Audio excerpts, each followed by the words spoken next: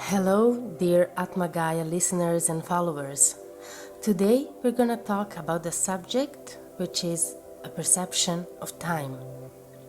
If you perceive the narrowness of the spirit and decreasing slavery of the mind, you will find out that our perception requires energy. Humans seem to be unable to live without some concept of time. People appear to be not able to live without it. Antique methods of reasoning looked to relate the idea of time to an objective reality to which it would compare. In any case, our perception appears to be the key to all of these differences. Several important factors influence the subject's estimation of time. Type of activity. The more often task is interrupted, the longer it seems to take.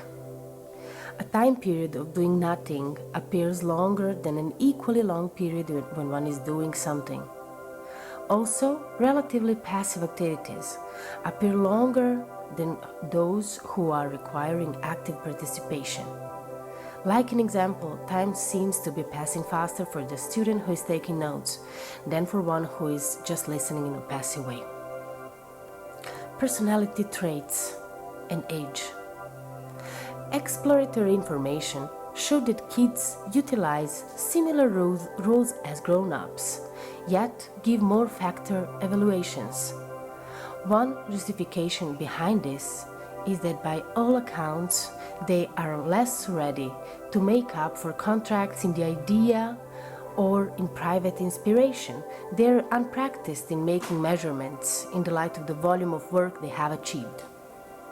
Older individuals will generally figure out opportunity more limited, always focusing in results.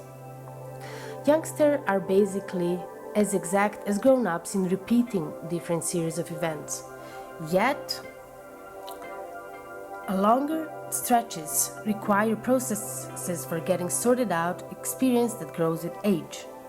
According to some scientists, concrete mental activities are grown solely after the age of 7 or 8.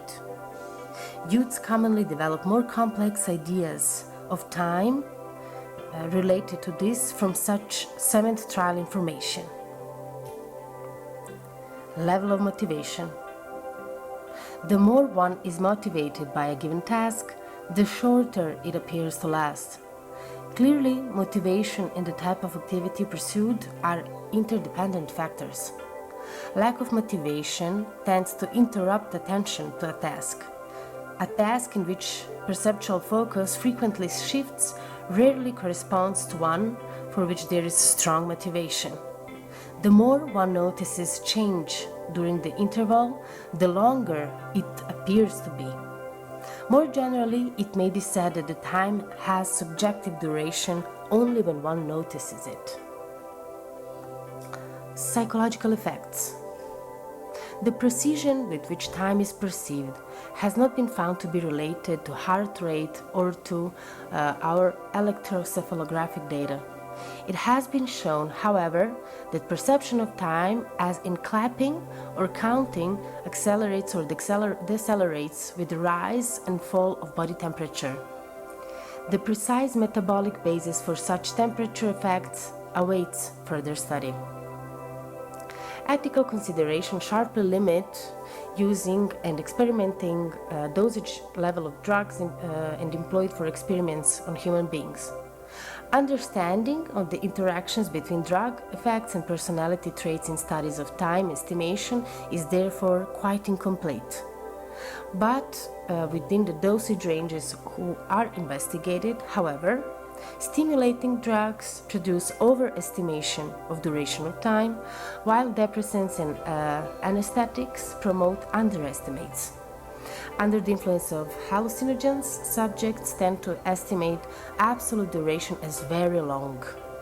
For instance, in addition, user may underestimate the speed of a motor vehicle, increasing the chances of a car accident. Sensory deprivation and hypnosis.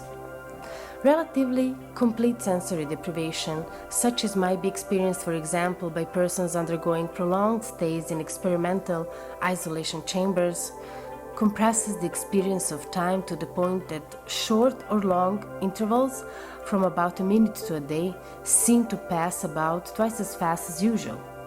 Time spent under these unpleasant conditions paradoxically seems shorter than normal time. Under hypnosis, duration ordinarily are estimated at least as precisely as ever.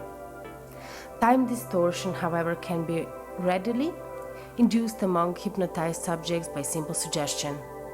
Such a subject, for example, may be exposed to 2 clicks that delimit an objective, 10-second interval, but be told that it lasts 10 minutes. On being asked to count objects for 10 minutes, he might report having counted several hundreds without difficulty, or what the experimenter's stopwatch shows to be only 10 seconds.